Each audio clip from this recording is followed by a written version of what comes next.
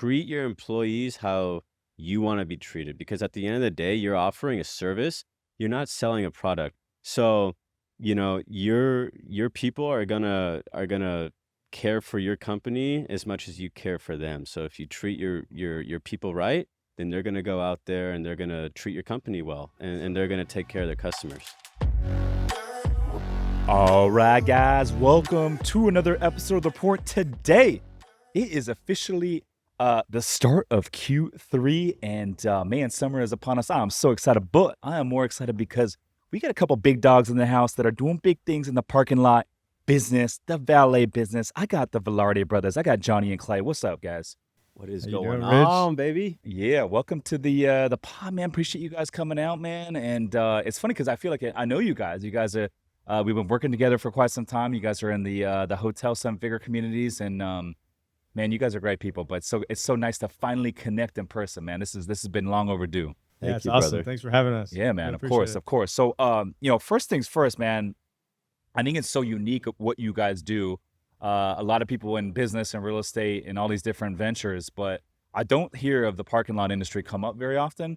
But we see parking lots everywhere. I mean, there's a lot of parking lots downtown where we live, where our office is located.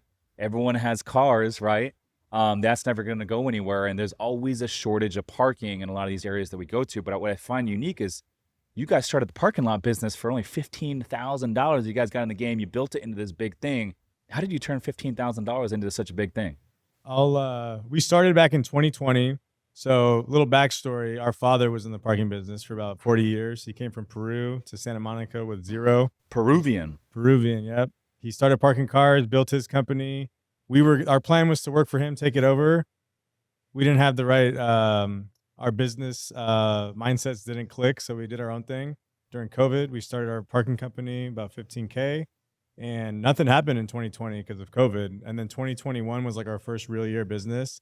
We did like 960K in revenue, just booking private parties and doing little shuttle events here and there. And yeah, and then we basically doubled every year since, and we're in our 5th year of business. Damn. So you guys took a $15,000 cash investment and turned it into $960,000 in revenue in 1 year. Did you guys? What was the first model? Did you guys buy the lot or did you guys lease it? Talk about that. Okay, so good question. We started just doing valet parking, and then that kind of funneled that gave us all the cash flow from. We were doing events like weddings and corporate events and bar mitzvahs and funerals and private events and stuff like that. And then when we expanded into Florida, because we're in Southern California and Northeast Florida, when we went to Florida, we used the profits from that to buy parking lots here and there. And then we established relationships with businesses, and we would lease like their parking area. So like, let's say you're a real estate office downtown St. Augustine and you have 20 spaces in the back that you don't really use. Maybe you need 4 for like your employees. And then on the weekends, you're not really doing much. That's where we come in, rent the space. Landlord's happy. They're getting money they never had. We're happy because now we're hustling, triple parking cars. It's crazy. Like you're charging $20-$30 a pop. And yeah. So it sounds like there's multiple arms of the parking lot business. So talk about those different arms: valet, arbitrage, and then owning the parking lot. Is there anything I missed there? We started as a valet company, and then and then that was our main arm. And then our second arm was like the parking lot model. And now our third arm, we also do shuttle services. So the parking lot is great because maybe you don't have, maybe you don't have the money to buy a $5 million piece of property. You can, if you have the right network and the connections, you can start a lease with the landlord, and then you can do your own thing at the. If someone's listening to this right now and they have $10,000, $15,000 to get started, or maybe they just have it on a credit card. We just had Jack McCall, King of Debt, on last week, and he taught us how to get approved for $150,000 of 0% funding. So if someone's got 15K, let's say, what's the best avenue for them to get started? I'll tell you something better. You could have zero down. We have there's a family in St. Augustine. They own like 12 hotels. We got our foot in the door, and now we manage their lots, and we didn't give them any money up front. Like they allowed us to work, make the money, and then we pay them the rent. A split? Yeah, And what exactly. kind of split would you give them a hotel like that? Depends how prime the location is. You could do like 50-50 after expenses. If it's really prime, maybe you don't, and you're paying like after the fact, maybe you give them a little, better split or whatever. You can structure, there's a lot of ways you can structure it. 50-50, 60-40 after expenses. It's pretty fair. Okay. Yeah. Okay. Hmm. Johnny, I'm sorry, Clay, anything to add there? You know, yeah, so if you're starting off with 15,000 and you wanna get into the valet world, it's very I mean, there's not a lot of hoops to jump through, right? You gotta get your business license, you gotta get your name, your website going, but other than that, I mean, it's a lot of hustling. Go door to door, business to business, offer your services, really sell your brand, and through time, I mean, you'll get repeat business and you'll acquire customers through there. And in terms of finding parking lots, you know, you don't know if you don't ask. So if you're in a hustle in city, whether it's St. Augustine or beautiful San Diego where we are today, if there's a church or a business that you know has prime parking, knock on their front door. 9 times out of 10, they're probably going to say they're not interested, but you never know. I mean, you can give them a nice offer, and next thing you know, you could be parking cars there next weekend. It's really just the luck of the draw, Yeah, and absolutely. consistency. Absolutely. Okay, so it sounds like and you call this what, the arbitrage model? The arbitrage model, yeah. So it sounds like the arbitrage model is the way to go if you're starting from a place of not a lot of capital to get in the game. So let's just take it a step further. Let's say you find an owner, and let's just say it's a hotel and they got a bunch of empty spots that are not being utilized, and they say, yeah, you know what, we are interested. What's the next step from there? The next step would be, so you want to solidify a long-lasting contract because the longer the contract is, the longer you're going to be able to be there and sell parking for. So know your market, know how much you can realistically sell per space, and see if it's going to be busy. I mean, you can reverse engineer it and to come up with a monthly number that makes sense to both you and the landlord. But everything's negotiable. I mean, you could start off with one price, and after 3, 4, 5, 6 months, if it's not working, then come back to the drawing table and go from there. So you could almost do like a revenue split, or you could do some pre-negotiated monthly rent. Exactly. Yeah. What's So more profitable in your estimation? it really depends. What do you think? Honestly, the leasing is really like if you can get a sweet deal on a lease, there's You a pocket all the upside. yeah, there's a church in St. Augustine where we have a pretty sweet lease on, and like we 10x the revenue. Like, Damn. yeah. What do Now, you guys lease it for monthly? like monthly, uh, 3K a month. Yeah. Yeah. And what can that parking lot bring in per month, like on a good month? So with St. Augustine, it's very seasonal. Okay. So like, there's this thing called Nights of Lights, and brings in, I would say, millions of people. Is that like a holiday type of thing? Yeah, it's like from like Thanksgiving time to like mid-January, and every weekend there's hundreds of thousands of people, tens of thousands of people. So will at you least. tick up Yeah. your rates? Yeah, we usually charge between like 20 and $30 a car. And so it's funny when we moved to St. Augustine, no one really charged for parking, and we kind of brought the vision to St. Augustine, Florida. Like it's the oldest city in America. People are expecting to pay for parking when they go to any like downtown area. They go to an event, like they're already expecting to pay for parking, especially go to these NBA games. Like I was up at the Clippers' new arena, Intuit Dome. And for anyone listening to this, if you have not been to the Intuit Dome in Inglewood, it's the nicest NBA arena in the entire league. And they have a parking garage called the Players Garage. And of course, it's like the best parking. It's like right there. You get an elevator, and then you just take this elevator down. You're basically like at your seats.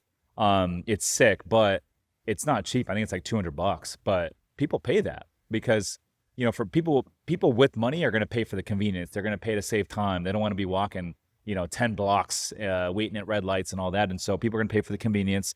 And if you have that first class service, people are going to pay up for it. So it's like, hey, $200 for parking. That's a no brainer for a lot of people that are going to these games. And some of these people are paying $2,000, $4,000 to go to these games. What's $200 for parking? So it's all relative, I think, in my opinion. But I think the point of what I'm saying is people are expecting to pay for parking in these areas. And so you guys brought it to the market. 100%, bro. Get this. So we grew up in Southern California. LA area, we know parking's a hot commodity. You go to Venice Beach, you're selling parking for $25, $30 a car on a beautiful sunny day. When we went to St. Augustine about 5 years ago, it was kind of like a sleepy beach town. I mean, it was very touristic, a lot of tourists come there. It's the oldest city in America, but people move a lot slower there. It's a lot slower paced. And when we got there, we saw all these parking lots in the heart of downtown, and we were like, "Damn, like we wanna capitalize on this." So what we did was, we took advantage, and we started door knocking and trying to get leases with these landlords and just, offer value to them, for their parking lot. And next thing you know, we're not the only players in the city anymore. Now everyone's doing it. So we really have woken up the city, and we don't think about it as like our Competition. competition. No, because to be honest, like there's enough business to go The around. city needs people to charge for parking. Yeah. Yeah. So by Why do by you say the city, Johnny? Why do you say the city needs people to charge for parking? Because there's so many people that come to the city. Like if you want all these tens and hundreds of thousands of people to come, there's nowhere to park. Like it's literally gridlocked. Like literally like you could be a mile down the street and it would take you an hour just to get from there to where. Yeah. Yeah. Is there any regulatory stuff that come with parking? Because I know, let's just say hotels, there's transient occupancy taxes, and the city collects a slice of that revenue. Most cities do. Do they touch any of that stuff with the parking? The city of St. Augustine, I think it just depends. Like the most important thing is to have your zoning. Like obviously if you're, residential zoning and you're parking cars in your front yard, like that's going to piss people off. But if you have like the commercial zoning, and I don't see why there would be an issue. And then there's, you pay your sales tax. Like we pay the Department of Florida Revenue every month and stuff like that. Certain cities have different, like Pasadena, I think, has a parking tax.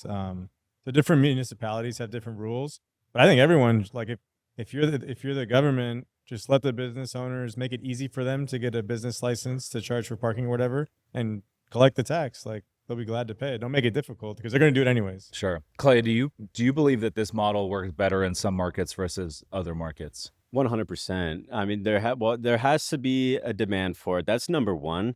But similar to with the boutique hotel space, the more red tape there is in terms of the municipalities and permitting and allowing you to charge for parking, sometimes it doesn't allow other players to get into the game, which could be beneficial to you. But yeah, it is market dependent, but it's all based off demand. I mean, if the demand is there, you can make money through parking. Yeah. 100%. I got a question for you guys. So we have all of our hotels have parking except for one of them, and it's right here in Little Italy, very congested area, walkable. There's not a lot of parking in any of these places down here, and there's other hotels that don't have parking either.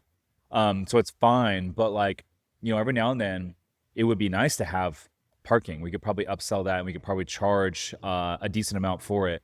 What's a good idea that we could implement to still provide parking to the guests, even though we don't technically have a parking lot? Yeah, so I would go with right off the bat, get some signage, some good signage, get a couple A-frames and get some public parking, get a QR code on there, scan to pay. You could do per hour, you could do nightly, I mean, depending on how close it is to the city or how close it is to the beach. And also, if you're not already doing it for the hotel owners out there, like if you're not charging your guests like an overnight parking fee, you should consider it. I Yeah, it's a mean, huge value add. it's huge value add. No Straight to the bottom line. no Yeah. payroll, added to it. Like just charge them an extra 10, 15, $20 a night. Like they don't think about it. Like they'll pay it, Yeah, yeah. So yeah. That's good right there. So with this hotel though, we don't have parking.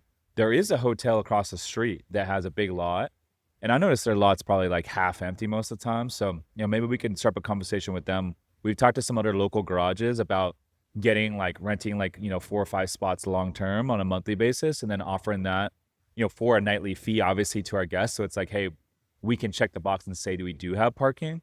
It's like the breakfast thing that you talked about in Yeah. some prior episodes. Like, yeah, check the box. You can rent some spaces next door or close by because you don't want them to walk like a mile. But if it's close by, you can say that you offer parking, Maybe if it's market dependent, but maybe you do valet parking. I don't know if that's So correct. how would that work if we offered valet? It would, Like if you had, let's say you had zero parking on site, yeah. but you had valet, sweet. They pull up, maybe the valet can help with the bags, take the bags into the lobby or whatever, and then the valet guy can take the car to the nearby lot or garage, and then the guest doesn't have to worry about it. And then And in that example, what would the expense look like for us? We got to pay a valet guy, right, to be there? yeah, usually you'd have to pay the operator an hourly fee. Sometimes you could do like a profit share, so that the valet operator has skin in the game. But if you wanted to collect all the revenues and just pay like an hourly amount, then you would just pay like an hourly fee to the valet company. Maybe some insurance, maybe some equipment, stuff like that. But yeah, something. And for comparison, the Marriott 2 blocks down the street from here, they charge $60 a night for valet. At Mm. least. Yeah. So, I mean, if you're in the San Diego market, like there's a demand for it and they will pay it, like Yeah. 100%. So Clay, you mentioned certain markets are better for starting a parking lot business and than others.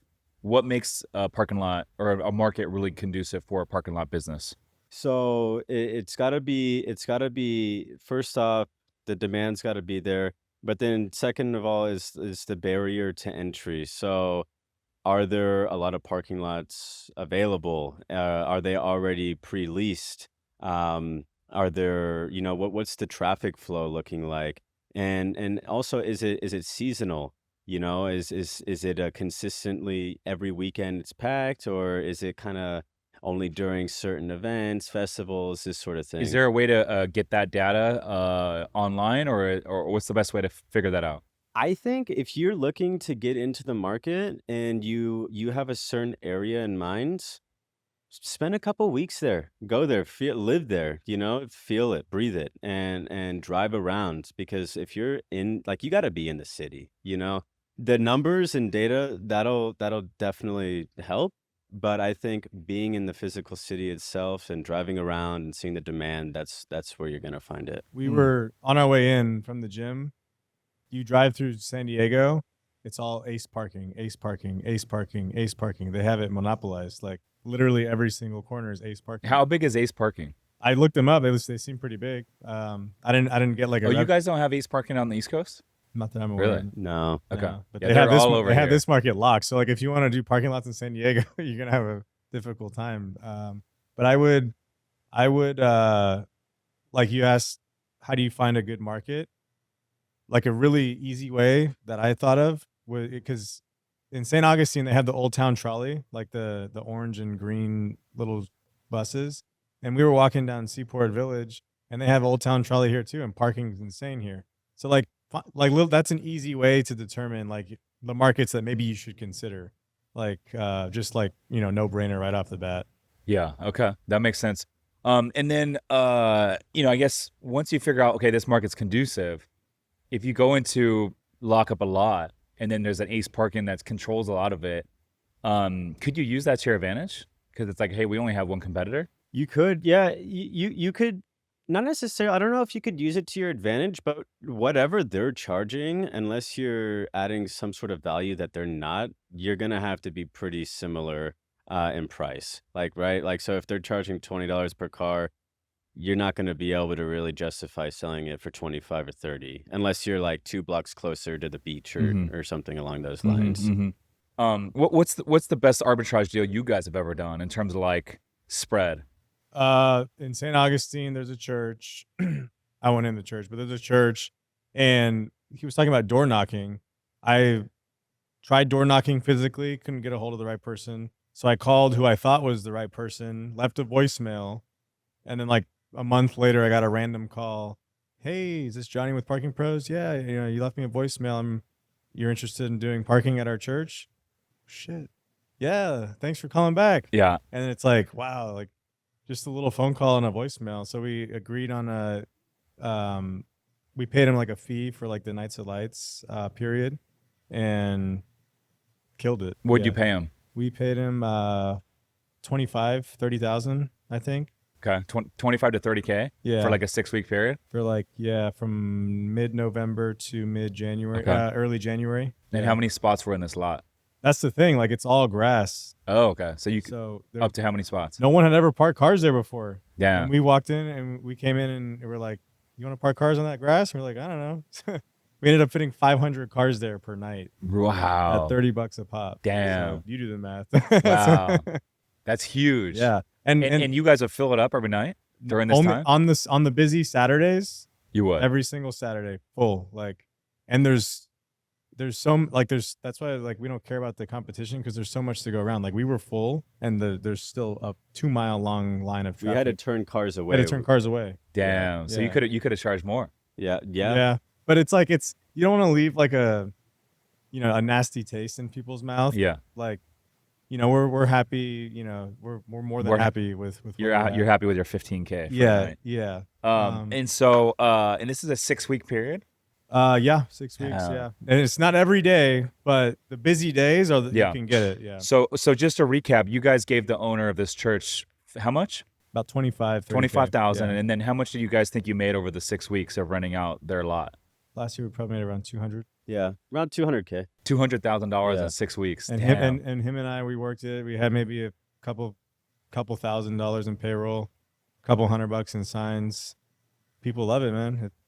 Yeah. Yeah, that's huge, man. I And love you that. know what? The best part about it is we What's would up? never have gotten that if we didn't make the call. So like if you think that there's an opportunity there, make the call, get out of your comfort zone and put yourself out there because that's how you're gonna lock up the deals. If you're just sitting on the sidelines, like you're not gonna get anything done.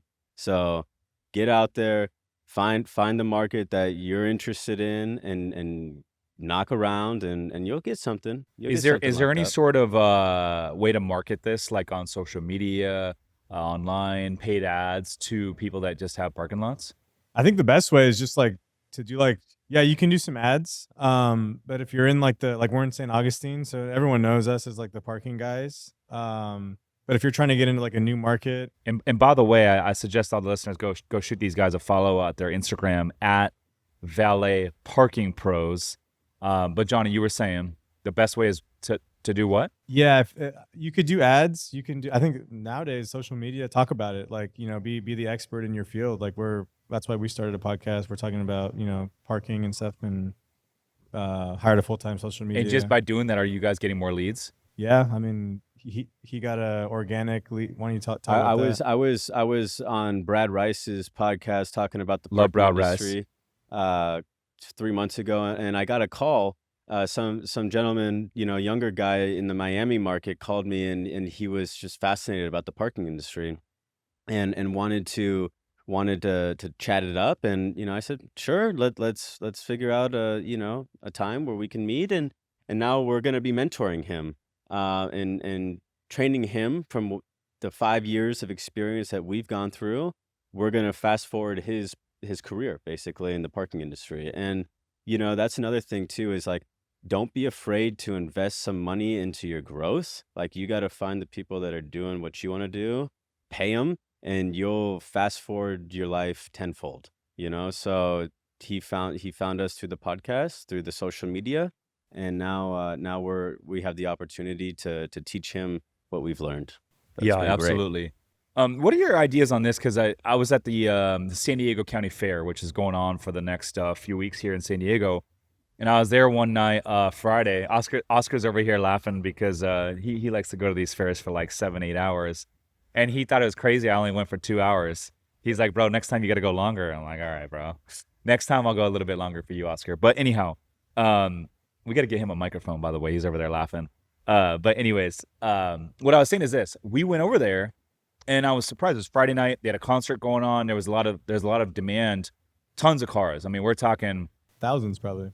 oh yeah, well into the thousands. Maybe 3,000 plus cars. A lot of cars. And so I pull in, and I asked the guy like, hey, where's like the closest spot to park? And they didn't have anything. He didn't even know where the best spot to park was. And so they didn't really have like special parking for like if you just wanted to be in the front, which I felt like is an opportunity. Because big lot like that, you're talking it's a long walk, right? And so I thought, man, it would be cool if they have like 100 spots dedicated to like right up front where people can pay like a premium, but they didn't have that, to my surprise. And so Is that something that you guys see for like higher demand events like that? Yeah, bro. So this is what like anyone that if there's a fair going on, whether it's a San Diego fair or Coachella, whatever. And this is great too because it might be in like an area where you wouldn't expect parking to be a big commodity. You can, if you have a piece of grass 2 miles away from the fair, you can advertise park and ride. Okay, get a couple shuttle buses there, charge people $50 to park there for the day and give them a ride in a Sprinter van to the fair and just have that van going back and forth all day.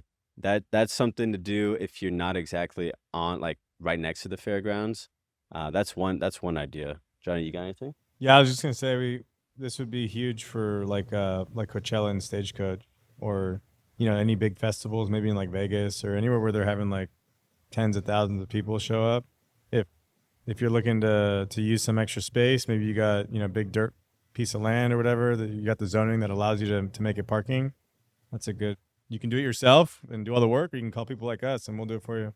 It makes sense. I mean, if I think about the parking lot business, and I never really thought of it in this light because it's just one of those things like you just do every day. You see parking lots everywhere, but you don't really think about it until you have a conversation with you gentlemen. I'm like, damn, it's like actually like a real business. It's a But really hush hush like. yeah, it is. It is for whatever reason. But it makes sense because there's so many parking lots downtown, and there's a reason why a lot of these remain parking lots is because they're bringing in money. I'll see new builds all the time where they're getting entitlement, or maybe they even have the permits ready to go, and it'll be like a high rise that's already ready to like teed up for the buyer that wants to do the build out, but it'll be operating as a parking lot in the meantime. And sometimes they'll even like go out of their way to pave it so they can operate as a parking lot in the meantime because they don't know when they're going to do the build out or when it will actually sell. So there's a lot next to one of the properties owned here, and it's a historic zone. They took a historic building. They got the entitlement to build a 24-floor high rise, but the city says because it's a historic building, you can't tear the historic building down. You got to move it. So they went out of their way to move the historic building out of this lot, moved it to another neighborhood in Barrio Logan. They just picked it up and And moved it. then yeah, and then they literally paved this lot, and instead of building the high rise right away, they paved the lot, striped it. They did a deal with Ace Parking, and now it's operating as an Ace parking lot. And now it's on LoopNet, and they're looking for a buyer to pay a pretty high price tag to buy this lot with entitlement, permitting, ready to go, and do a 24-floor high rise. But in the meantime, they even knew, hey, we're gonna do a sublease deal with Ace Parking to supplement our holding costs, which I thought was kind of cool. So We saw something like that driving in. It was like that. What was it? A butcher shop? It looked like it was closed down and just a big bunch of spaces. Right. That's the shit that excites us. Like when you see an empty lot in a really busy area, it's like, ooh. yeah, absolutely. What's the craziest thing you guys have seen happen on a parking lot?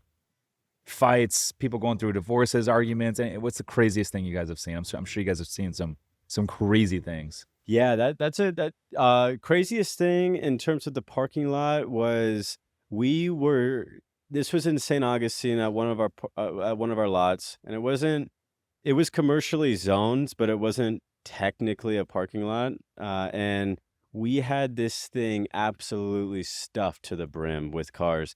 And next thing you know, the police come. And this is like we're like full, like we have like a line of cars, we're charging 20, 25, $30 a car. And the police come and they like threaten to shut us down. What? Because they were saying that there was neighbors that were complaining how it wasn't zoned properly, but it was the correct zoning. Anyhow, the police tried to shut us down, and they did for about a few hours. But that was probably the craziest thing in terms of like drama that we encountered. Luckily, after talking to him for a little bit, we were able to open it back up. But yeah, that threw a real wrench in things. The police were trying to hate on all the cash flow that you guys were bringing Yeah, in, because one neighbor was all the bitching, bags. and yeah, it is what it is, man. When people see that you're successful and you're making money, they want to do things to stop you, and in that case, that was the truth. But I'm sure that you guys see a lot of nice cars come through, especially if you're doing the valet game, right? What's some of the nicest cars that you guys have seen? We parked a Bugatti Veyron Mm. before at one of How much our, does that car cost? I gotta say at least like 1.3. Yeah, my guy called me, that was working at this, restaurant in Brentwood, Okay. and, he says, "Hey, Clay, I just parked a Bugatti." And I was honestly, I was, like, worried. I was like, "Bro, that's like $1 million car, like, please make sure there's no cars next to it, because if there's a door ding on that thing, it's gonna cost you, like, 20 grand to fix." So, that's definitely the nicest car we've ever parked was a Bugatti. Mm. Yeah. My You probably frequent a lot of other cars too. What about you, Johnny? my favorite car is I got 3 little kids, so my favorite car right now is like a nice luxurious SUV, long with the extended trunk space. But when I'm older, I would really like to get like a Porsche, like a 911 Turbo Sport or Yeah. something like that. What's the nicest car you've ever parked? Nicest car I've ever parked, probably a Cullinan. It's like a 4 or Rolls $500,000. Royce Yeah, Cullinan. Yeah, yeah, yeah. they're nice, man. Like you open it, the stars light up, the carpet's like 3 inches thick. And the Cullinan qualifies for code section 179. Yeah, so if you Yeah, if you Blake Roach, who's been on the podcast a couple times, he's got one of those. yeah, they're nice. Yeah, Yeah, they're Oscar's nice. been out there to see his Yeah, Cullinan. his is bad. That orange, right? Yeah, Orange it's one? orange. Yeah, that thing's Mhm. sick. Yeah, absolutely. And I'm sure you guys meet like a lot of like very successful people. You guys ever strike up conversations like, hey, how do you make your money?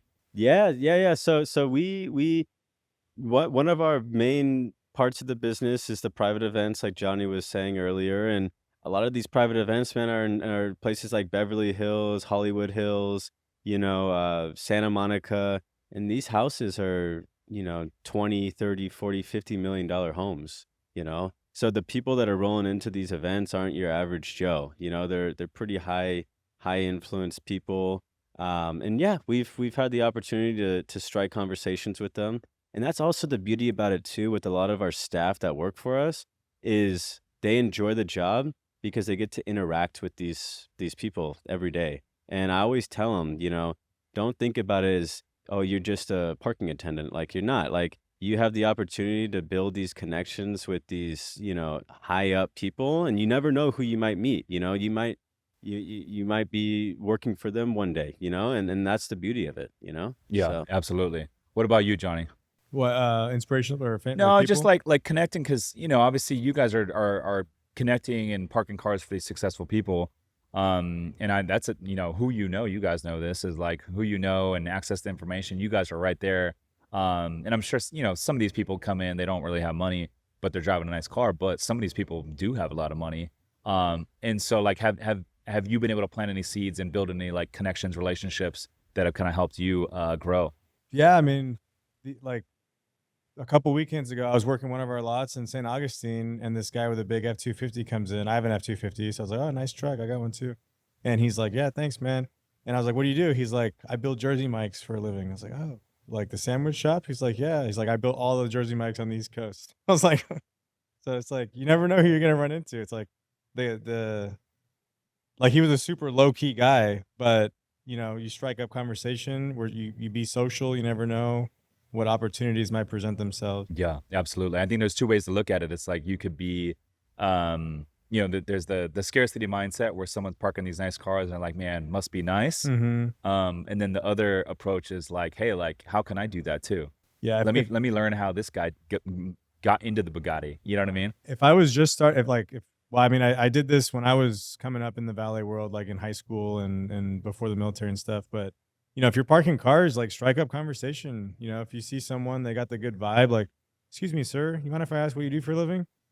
"I'm an attorney for whatever." "Oh, that's cool." Or you never know, like what they're gonna say, or they might have an internship available, or they might be willing to mentor you for free, or whatever.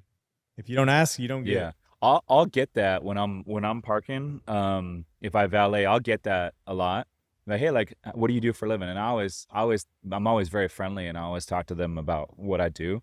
But I always said, like, man, like 6 years ago, I was working full time as a government employee, and so I'm always happy to talk shop a little bit. I love this game. I'm curious for you guys. I want to switch gears here a little bit. What is it like getting into ownership of a parking lot? What are the pros and cons of getting into ownership, and how much do these parking lots cost? Okay, so let's see. Our first lots were in St. Augustine, Florida. We keep going back to St. Augustine.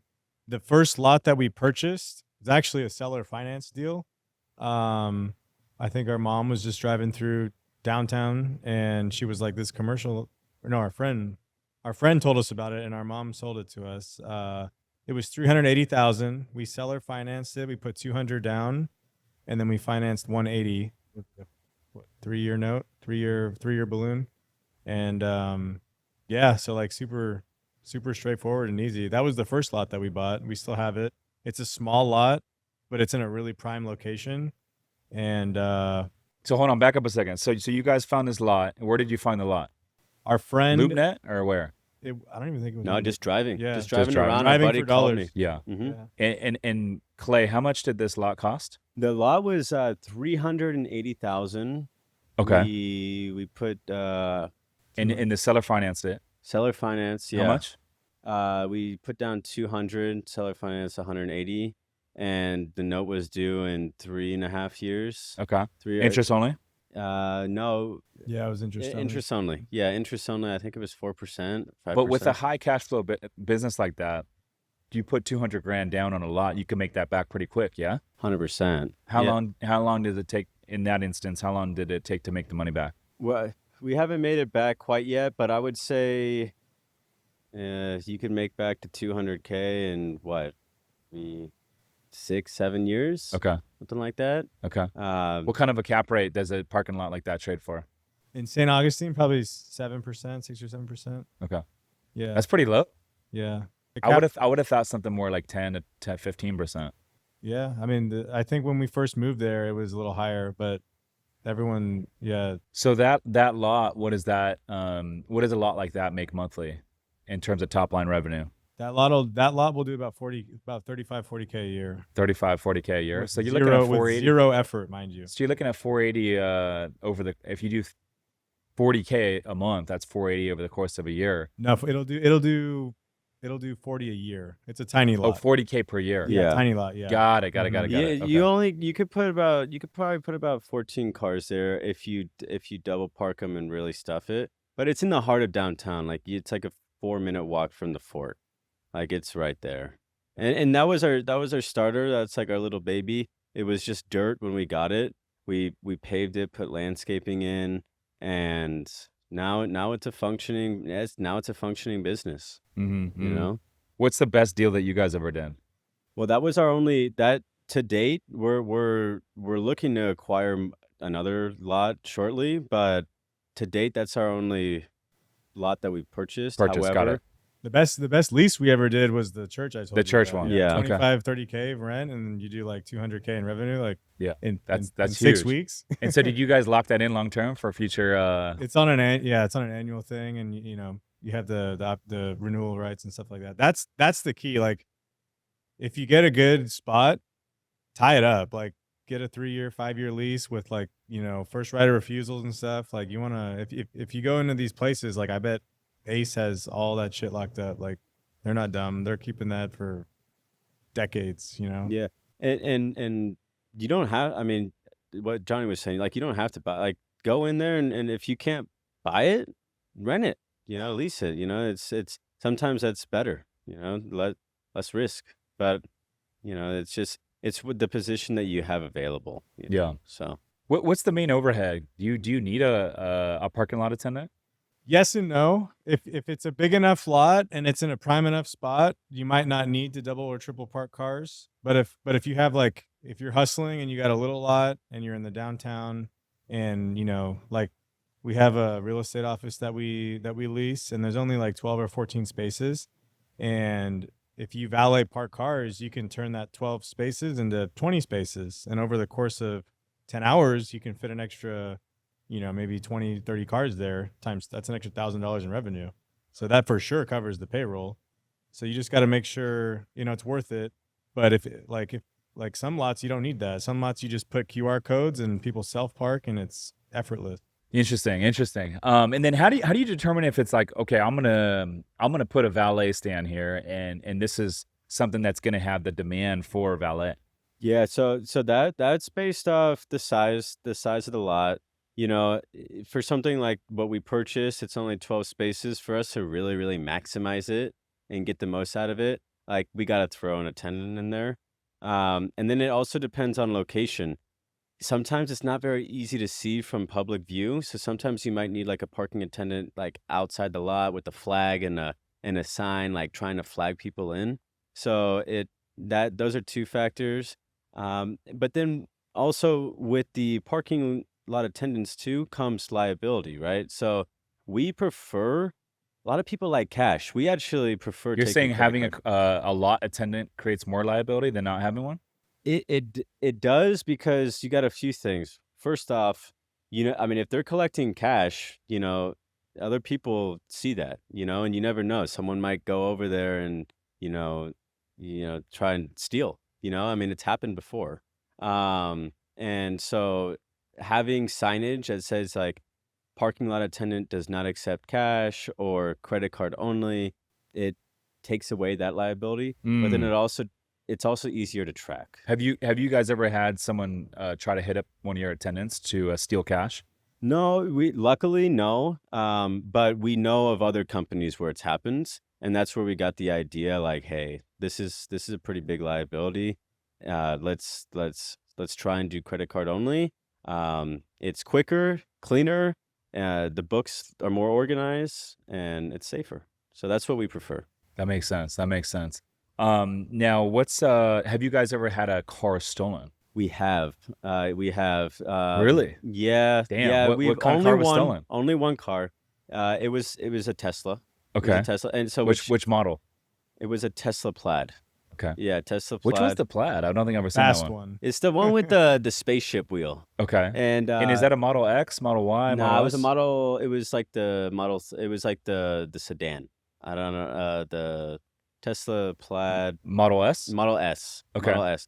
And which is actually the worst car to ever steal because Why? you can track them from your phone. I mean, I Mm. knew like the owner of the car saw like his Tesla like Moving. driving like Getting the 5 miles notification real down. time. Yeah, but how that happened, it was a total. I mean, the guys were total cons. They knew what they were doing.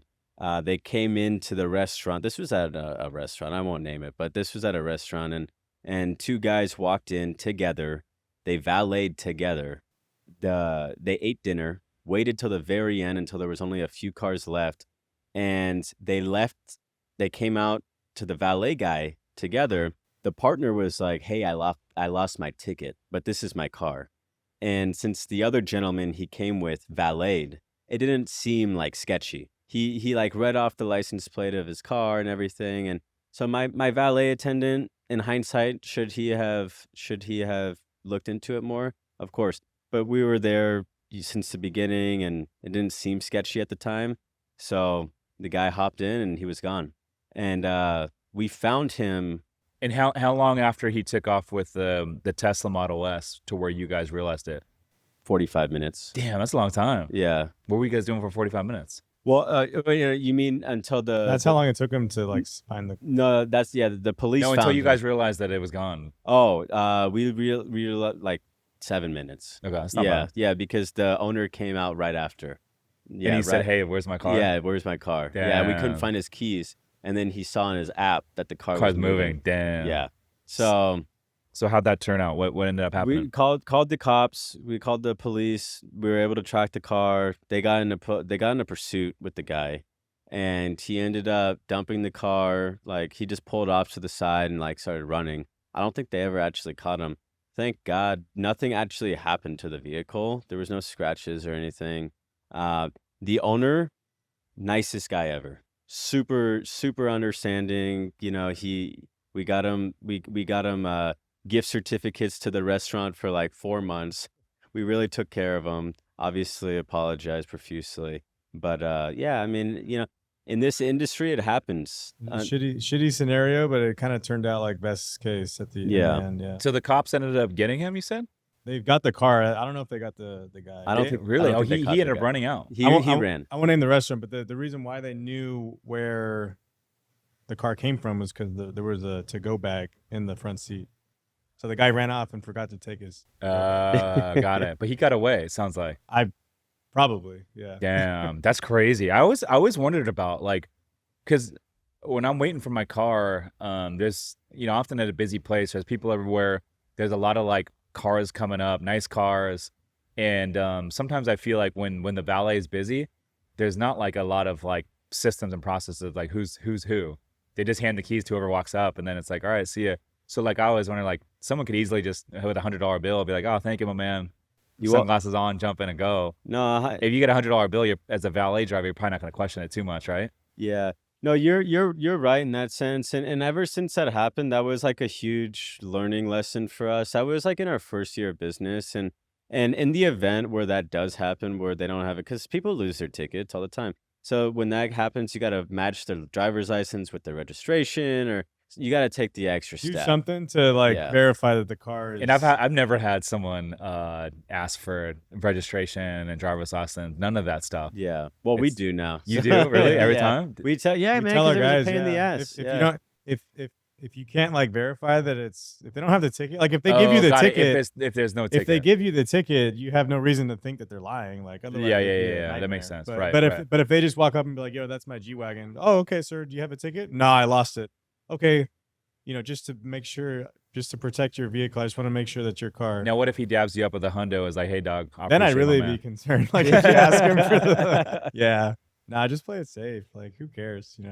At the end of the day, I'd rather. In our business, bro, like there's gonna be some things that just happen. Like you're gonna scratch cars, you're gonna lose keys, and very, very rarely will a car go missing. But it's just the nature of the business. Every business has their drama, and in the parking world, that's the biggest thing. And Is it true does suck. that because I know some people that have nice cars and they're like, dude, I don't valet. I think Grant Cardone's one of them. I don't think Grant valets, but some people think like, hey, you toss your keys to some valet kid, they're gonna drive the shit out of your car. Is that happen in some scenarios?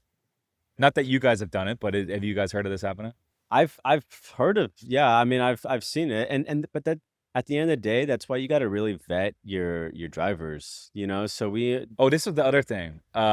This is I think this is why Grant doesn't do it.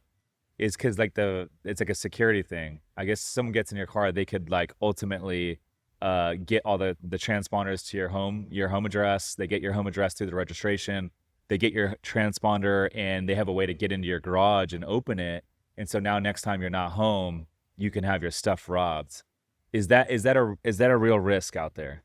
honestly, not really, because first of all, unless you're like super, super old school, I don't think anyone's plugging their home address into their car GPS. Like they're using Apple Maps or something along those lines. And once you take the iPhone out of your car, What like, about the registration and the glove though? okay, so every car has a valet key. Okay. Like Just lock it. takes that thing, lock that baby up, take it with you, give the guy your key so he can unlock and lock and start your car. But he won't be able to get into the glove box. He won't be able to get into the registration. None of that. Okay. So So just to recap, for someone listening to this right now, if they're wanting to go valet their car, what's everything that they should do before they valet their car? So first of all, make sure you don't have any like super valuable things. Like don't be leaving your Rolex in the cup holder or a wad of cash like in the cup holder. Second of all, lock up your glove box with your valet key, keep it in your pocket, and then if you do happen to have your address in the hard drive of your vehicle, then you could put your car in valet mode, and that hides all of that stuff. But Most cars nowadays have valet mode. So like Really? You just push a button? you can set the valet mode. Yeah, and I mean like if you're concerned about, that's a valid concern. So, you don't want strangers knowing where you live or having your remotes and stuff. Secure it.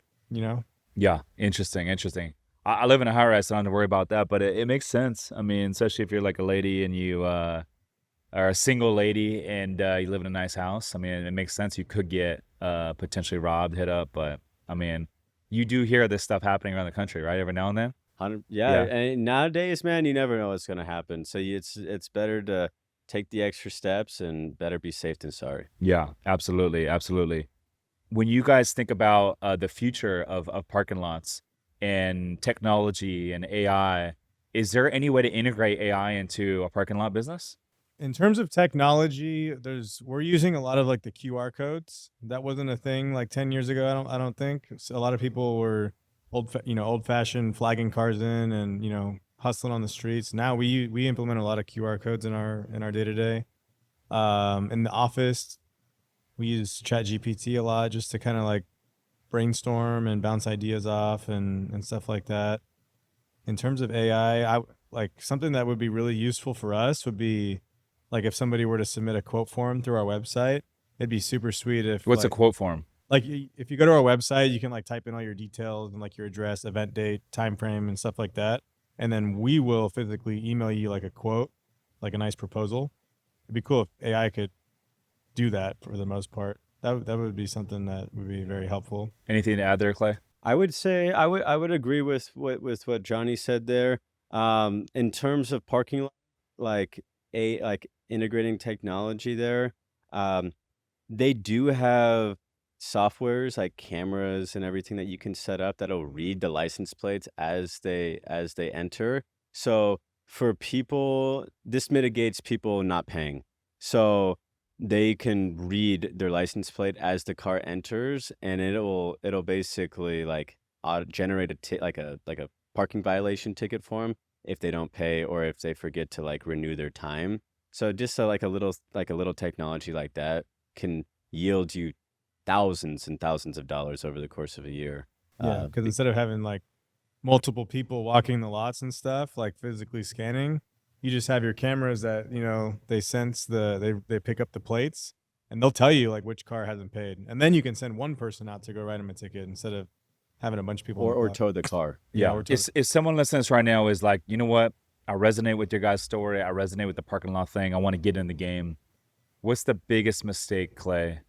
What's the biggest mistake that someone could make getting into the parking lot business? The biggest mistake getting into the parking industry, parking lot business as a whole, is underestimating how difficult it really is. People just think like, oh, you create an LLC, you get a website together, and boom, like you can do it. Sure, you can technically have a parking business, but like if you really, really want to grow, like you got to be prepared to get the late night calls, be up early in the morning, deal with call outs. Like it's a very high stress but high profit industry. So know what you're getting into before you do it, and then stick through with it. Like you're not gonna see success overnight. You're gonna have a lot of failures. And then also treat your employees how you want to be treated, because at the end of the day, you're offering a service, you're not selling a product. So your people are gonna care for your company as much as you care for them. So if you treat your people right, then they're gonna go out there and they're gonna treat your company well. That's and so they're gonna good. take care of their customers. Johnny, anything to add there? Yeah, I would like if you wanted to really focus on one thing, just making sure you really take care of, just treat people nice, with respect, and take care of your employees. Don't burn any bridges with vendors. Don't be stealing any cars. Don't be stealing cars. Yeah, I think in the valet world or like security world, or where you're dealing with like a service-based business, you really got to make sure your ducks are in a row, especially in the state of California. Like you got all these employee attorneys that are just trying to go after everyone. Like you could be doing something that you think is right, and maybe it is, like you just aren't like doing it exactly by the book, and someone's going to see that and go after you. So you just got to make sure all your stuff's in order and organized, and yeah. Johnny, Clay, I appreciate you boys coming in and talking shop, dropping so much knowledge. Where can the folks get in touch with you guys if they want to learn more about the parking lot business and potentially work directly with you guys? Best way to find us would be you can go to Instagram, Valet Parking Pros. You can visit us at our website, www.valetparkingpros.com, or you can send us an email, info@valetparkingpros.com. I love it. There it is. They are Johnny and Clay Velarde, the Velarde brothers. I appreciate you guys so much. I'm Rich Shermer's listeners. Thanks for tuning in. We'll see you guys in the next one. Peace.